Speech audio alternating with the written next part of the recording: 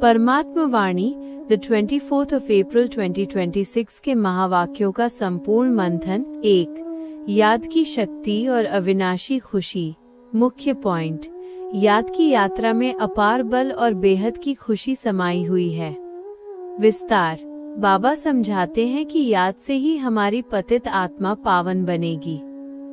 जितना हम बाप को याद करेंगे उतना ही हमारी आत्मा रूपी कपड़ा साफ होगा और हम पवित्र दुनिया में राज्य करने के अधिकारी बनेंगे। उदाहरण, जैसे किसी दुकान में निरंतर ग्राहक आते रहें और कमाई होती रहे तो दुकानदार को न थकावट होती है और न भूख लगती है, वह बड़ी खुशी में रहता है। वैसे ही ईश्वरीय धन प्राप्त करने वाले बच्चों को सदा खुश रहना चाहिए। 2.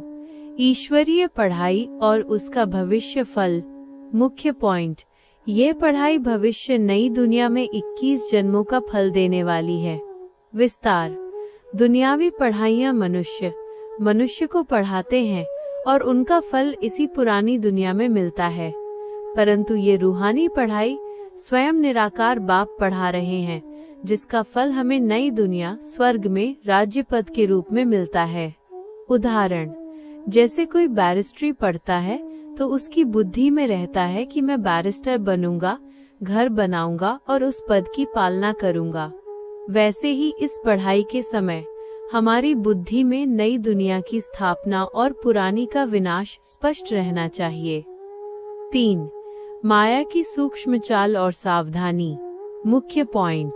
माया बहुत तीखी है और महारथियों को भी चुपके से नुकसान पहुंचाती है। विस्तार। देह अभिमान में आने से बच्चों के बीच लून पानी खटास हो जाता है, जिससे उनकी अवस्था गिर जाती है।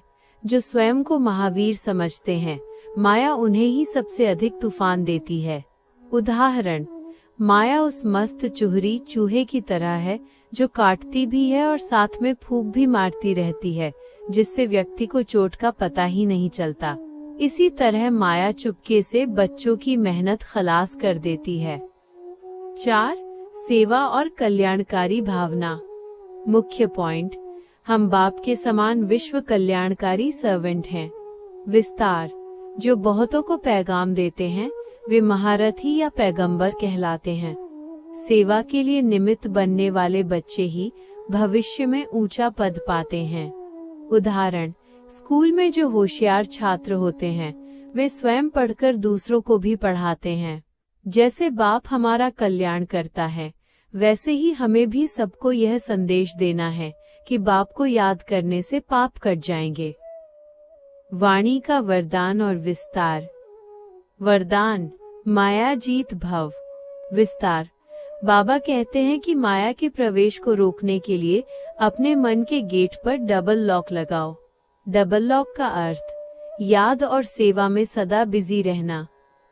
यदि आप सिर्फ याद में होंगे और सेवा में नहीं तो भी माया सिंगल लॉक खोलकर अंदर आ सकती है, लेकिन जब याद और सेवा दोनों का डबल लॉक होगा तो माया वार नहीं कर पाएगी। अपनी वृत्ति से वातावरण को शक्तिशाली बनाना ही सच्ची सेवा है। स्वमान। मैं याद और सेवा के डबल लॉक द्वारा सदा सुरक्षित मायाजीत आत्मा हूँ। योग कमेंट्री। वाणी के आधार पर स्वयं को भ्रिकुटी के आसन पर विराजमान एक चमकते हुए दिव्य सितारे के रूप में देखें। मैं एक पवित्र आत्मा हूँ।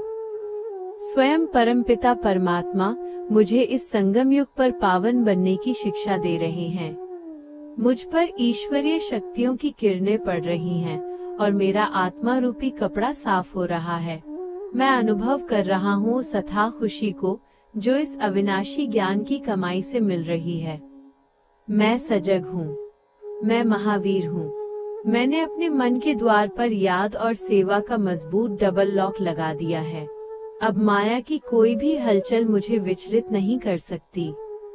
मेरी वृत्ति से निकलते पवित्र प्रकंपन पूरे वातावरण को शक्तिशाली बना रहे हैं।